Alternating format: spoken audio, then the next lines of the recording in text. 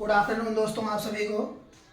जैसा कि अब हम लोग पढ़ने वाले हैं इकोनॉमी विथ एनसीईआरटी। इसमें आपके जितने भी एग्जाम्स होते हैं, चाहे वो बड़े लेवल के हों चाहे छोटे लेवल के हों, इनमें किसी प्रकार के क्वेश्चंस के आप आंसर दे सकते हैं। ठीक है, तो अभी जो हम लोग पढ़ेंगे वो है इकोनॉमी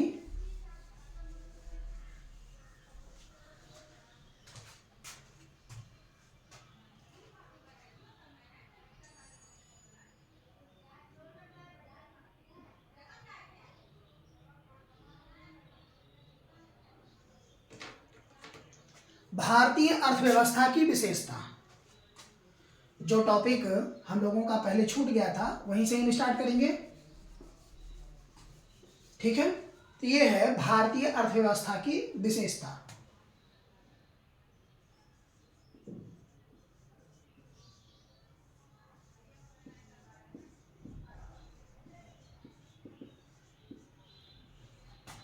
भारतीय अर्थव्यवस्था की विशेषता। ठीक है, भारतीय अर्थव्यवस्था के अगर विशेषता की हम बात करते हैं तो भारत की अर्थव्यवस्था कैसी है। अगर हम भारत के अर्थव्यवस्था की ही बात करें तो भारत की अर्थव्यवस्था है कैसी? विकासशील अर्थव्यवस्था। विकासशील अर्थव्यवस्था कैसी है? विकासशील अर्थव्यवस्था है। और यह विकासशील अर्थव्यवस्था के कारण ही अभी क्या है? अग्रसर है। ठीक है, विकसित होती तब तो ऑलरेडी अग्रसर हो गई होती, अग्रसर करना नहीं पड़ता। ठीक है, जैसे भारत इस समय 5वां सबसे बड़ा देश है अर्थव्यवस्था के मामले में, आयात एवं निर्यात के मामले में तीसरा है। ठीक है, तो जैसे भारतीय अर्थव्यवस्था के मूल विभाजन को 2 भागों में बांटा गया। कितने भागों में बांटा गया? 2 भागों में, जिसमें पहला है परंपरागत विशेषताएं। पहला कौन सा है? परंपरागत विशेषताएं।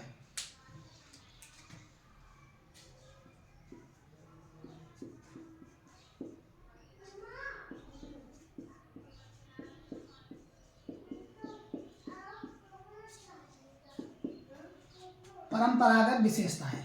अब ये जो परंपरागत विशेषताएं हैं इनको कई तरह से बांटा गया है। जैसे इनके विशेष क्षेत्रों को लेकर के, या हम कहें क्षेत्रों के आधार पर, या उसी को एकजुटता के आधार पर करके अलग अलग रखा गया। जैसे इसमें पहला है कृषि की प्रधानता। जैसे आप सभी लोग जान रहे होंगे भारत क्या है? एक कृषि प्रधान देश है। लगभग 58% भारत के क्षेत्र पर कृषि की जाती है, और कृषि में संलग्न व्यक्तियों की संख्या ज़्यादा है जो कि ग्रामीण क्षेत्र से रिलेटेड है। शहरी क्षेत्रों की अधिकता हर किसी क्षेत्र के अंतर्गत से कम है भारत में। पूरे विश्व की अगर हम जनसंख्या की बात करते हैं तो 17.63% ये भारत की टोटल जनसंख्या है। और कितने भूमि पर निवास करती है? 2.4% पर। ये भारत की टोटल भूमि है, क्षेत्रफल है। ठीक है, तो इसमें अब इसी में 58% क्षेत्र पर से क्या होती है? कृषि। 58% पर खाली कृषि होती है। अब यह जो कि एक कृषि प्रधान देश है, भारत की अगर हम बात करते हैं तो वह कैसा है? एक कृषि प्रधान देश है। ठीक है, जैसे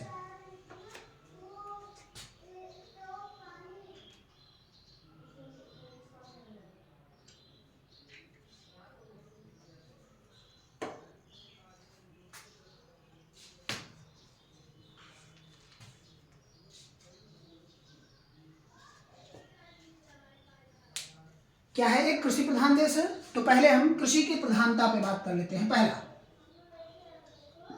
कृषि की प्रधानता, क्या है कृषि की प्रधानता। चलिए अब आइए हम इस पर बात करते हैं। अगर हम सकल घरेलू उत्पाद यानी कि जीडीपी, ठीक है, जीडीपी की हम बात करते हैं, सकल घरेलू उत्पाद, तो आंशिक या कृषि के आंशिक अधिक क्षेत्र की अगर हम बात करते हैं तो देश के 58% जनसंख्या, कितनी, पूरे देश की 58% जनसंख्या किस पर लगी हुई है, कृषि पर। किस पर है, कृषि पर। क्योंकि यहां से जो सकल घरेलू उत्पाद का टोटल हिस्सा निकलता है वह राष्ट्रीय स्तर पर, या मतलब अगर हम कहें कि भारतीय स्तर पर ही कितना होता है, 18%। जीडीपी में जो इसका योगदान है कृषि का कितना है, 18% है। और 13 कितना है, 18%, ठीक है, जो कि भारत की जनसंख्या एक कार्यशील जनसंख्या के रूप में है, यानी कि वो हमेशा कैसी रहती है, कार्य करती रहती है, जो कि कृषि पर ज्यादा डिपेंड होते हैं। अभी हम कहें कि जैसे हम देखते हैं क्या कि अनेक प्रकार के कृषि से ही संबंधित योजनाएं लाई जा रही हैं और सभी लोगों को भोजन बांटा जा रहा है, या हम कहें कि पैसा दिया जा रहा है कृषि करने के लिए ही। तो मोदी जी क्या करते हैं कि कई प्रकार के, जैसे कि दाल हुआ, चावल हुआ, ये सब बंटवाने का कार्य करते हैं, विद्यालयों में बांटने का कार्य करते हैं। तो मिड डे मील हो गया पहले, लेकिन बांटा जाता था तो प्रति व्यक्ति के रूप में कितना था, 5 किलो। आज भी वही चीजें चलती हैं, जो हम राशन की दुकान पर लेने के लिए जाते हैं तो प्रति व्यक्ति पर महीने कितना होता है, 5 किलो। जैसे अब एक परिवार में 7 लोग हैं, कितने हैं एक परिवार में, टोटल कितने, 7 लोग। तो 7 लोगों के लिए 5 किलो चावल प्लस 5 किलो गेहूं, तो ये कितना हो गया आंकड़ा इसका, 35 केजी। और फिर यहीं पर 5 किलो गेहूं ले लीजिए, तो ये भी हो गया कितना, 35 केजी। तो ये 35 दूना 70, यानी कि 70 केजी मटेरियल आपको मिलेगा, खाद्यान्न, ठीक है। लेकिन अभी हम क्या करते हैं, बहुत सारे कृषि से ही संबंधित योजनाएं मोदी जी लेकर के आए होंगे, या मतलब बहुत सारी, जैसे कि पहले था तो पहले भी योजनाएं आती थी, उसी के अंतर्गत पहली पंचवर्षीय योजना, दूसरी पंचवर्षीय योजना, तीसरी पंचवर्षीय योजना, चौथी पंचवर्षीय योजना, कुछ ऐसी पंचवर्षीय योजना आई जिसमें कृषि को ही प्रधानता दिया गया, जैसे 10वीं हो गई, 3 हो गई। ये ऐसी पंचवर्षीय योजना है जो कृषि से ही संबंधित कार्यों की पूर्ति के लिए ही आई, ठीक है। और कुछ ऐसी रेवोल्यूशन भी आई, यानी कि क्रांतियां भी आई कुछ पंचवर्षीय योजना के अंतर्गत। तो ये क्या था, कृषि से ही संबंधित था। तो 58% की जो ये जनसंख्या है वह सिर्फ किस पर डिपेंड है, कृषि पर ही डिपेंड है। इसीलिए भारत को एक कृषि प्रधान देश कहा जाता है, ठीक है। भारत में आयात एवं निर्यात, आयात एवं निर्यात ये व्यापार की दृष्टि से, यानी कि अगर हम बात करें आयात एवं निर्यात कैसे, व्यापार की दृष्टि से 13.3% योगदान है व्यापार में, यानी कि आयात एवं निर्यात की दृष्टि से व्यापार में कितना योगदान है कृषि का, 13.3%। किसका, कृषि का, ठीक है। तो अभी हम देख रहे हैं क्या कि इनमें विकास तेजी से हो रहा है। कैसे, जैसे विकास तेजी से हो रहा है, ये नहीं कि कृषि में ही हो रहा है, नहीं, अन्य क्षेत्रों में। जैसे अभी हम कहें इंडस्ट्रियल एरियाज क्या हो रहे हैं, बढ़ रहे हैं। तो इंडस्ट्रियल एरियाज जब बढ़ रहे हैं तो कहीं ना कहीं उत्पाद भी बढ़ेगा। क्यों, क्योंकि जनसंख्या वृद्धि हो रही है, तो बेरोजगारी बढ़ेगी, जाहिर सी बात है बढ़ेगी। तो जो हमारे उद्योग से संबंधित क्षेत्र हैं उनमें क्या होगी, वृद्धि होगी और कारोबार भी मिलेगा। कुछ ऐसे होंगे जो बेरोजगारी की चपेट में आएंगे, कुछ ऐसे होंगे जिनको कार्य मिलेंगे।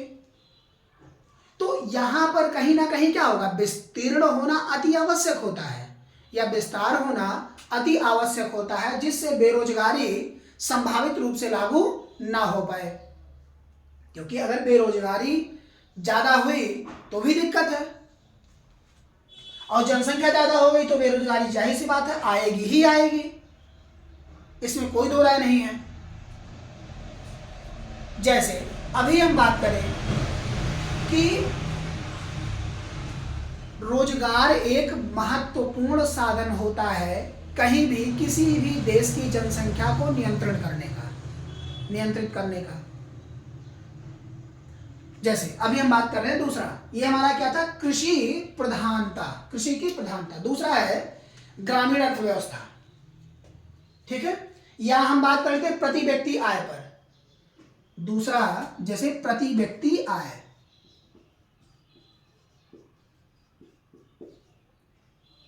प्रति व्यक्ति निम्न आय। निम्न आय कैसे होगा, जैसे जो उच्च स्तरीय लोग हैं उनकी तो निम्न आय नहीं होगी भाई, किसी के पास सर्विस होगा, किसी के पास अपना खुद का इंडस्ट्रियल क्षेत्र होगा, उसको डेवलप करने में लग जाएंगे। लेकिन जो ऐसा नहीं कर सकते हैं, जैसे मजदूर क्या है, इनकी आय क्या है, निम्न है। अगर ये दिन के 500 रुपए कमाते होंगे तो 500 में इनका खर्चा डेली का 300, 200 रुपए इनका बचता होगा। क्या 200 रुपए में आज के समय में खर्चा चला लेना यह संभव है किसी भी प्रकार से? नहीं, क्योंकि उससे कहीं ज्यादा खर्चा आता रहता है, जिससे ये क्षेत्र क्या होता है, धीमा पड़ जाता है। जैसे अभी हम बात करें क्या, प्रति व्यक्ति निम्न आय की। इसमें क्या है कि जैसे जो प्रति व्यक्ति का आय है भारत में, वह कैसा है, निम्न स्तर पर है, निम्न स्तर पर है, ठीक है, क्योंकि हर कोई एक जैसा नहीं कमाता, ठीक है, जो कि यह एक विकास में बाधक का कार्य करते हैं। भाई विकास कैसे होगा, जब पैसा ही नहीं है तो डेवलपमेंट कहां से? घर बनाना है पैसा चाहिए, खेती करनी है पैसा चाहिए, रोजगार करना है पैसा चाहिए। हर जगह पैसा एक अपनी मुख्य भूमिका को निभाता है किसी भी प्रकार के विकसित क्षेत्र के अंतर्गत, या विकास करने के लिए पैसा अहम भूमिका होता है, ठीक है।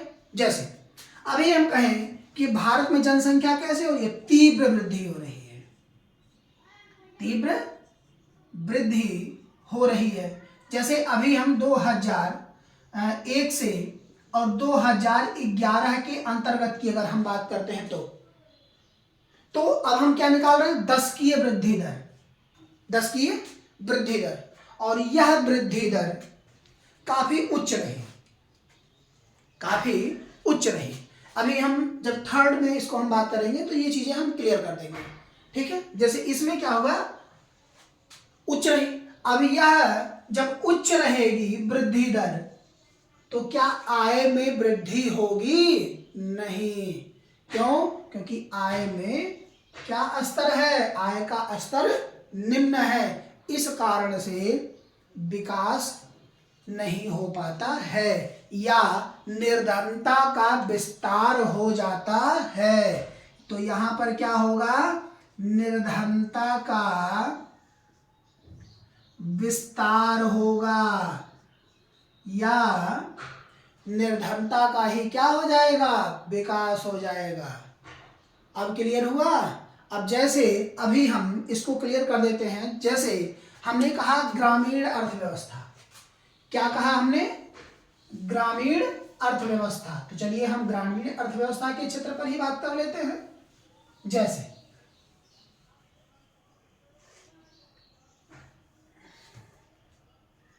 ग्रामीण अर्थव्यवस्था, यहां पर हम बात कर लेते हैं ग्रामीण अर्थव्यवस्था की। ये तीसरा है,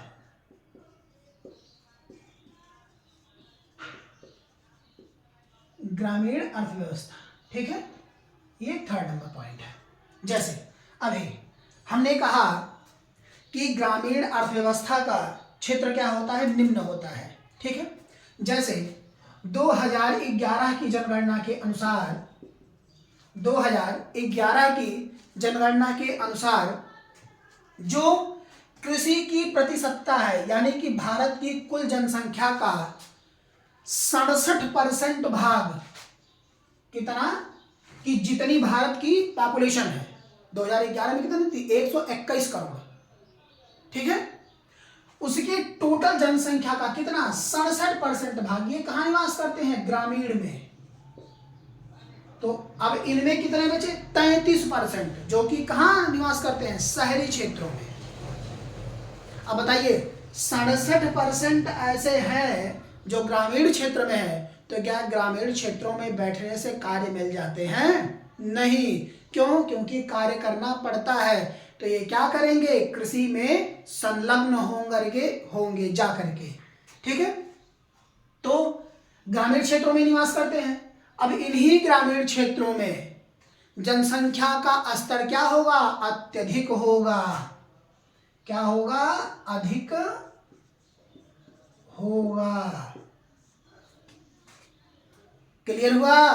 तो क्या ग्रामीण अर्थव्यवस्था कृषि पर ही डिपेंड होगी कि नहीं, बिल्कुल होगी। ठीक है, अब जैसे कि विकसित अर्थव्यवस्थाओं में ग्रामीण जनसंख्या का प्रतिशत निम्न होता है। ठीक है, ग्रामीण का प्रतिशत क्या हो रहा है, विकसित अर्थव्यवस्था के अंतर्गत कैसे है, निम्न है। क्या है, निम्न है। ठीक है, तो अब बताइए शहरों में ग्रामीण अर्थव्यवस्था के क्या इफेक्ट पड़ेंगे, बहुत अधिक पड़ेंगे, निम्न नहीं। कैसे, बहुत अधिक। क्यों, क्योंकि विकास का अवसर कहाँ मिलेगा, शहर में।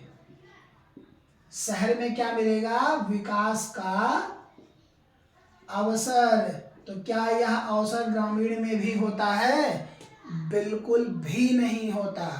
ठीक है, तो जैसे अभी हम कह रहे हैं कि जनसंख्या वृद्धि का तात्पर्य, जनसंख्या वृद्धि का तात्पर्य, अभी ये हम कहाँ पढ़ रहे हैं, ये हम पढ़ रहे हैं परंपरागत विशेषताओं में। जैसे भारतीय अर्थव्यवस्था की विशेषता में हम पढ़ रहे थे, इसमें विकासशील अर्थव्यवस्था को दो भागों में बांटा गया। उसमें पहला था, ये विकासशील अर्थव्यवस्था है कौन, तो भारत की अर्थव्यवस्था कैसी है, विकासशील अर्थव्यवस्था है।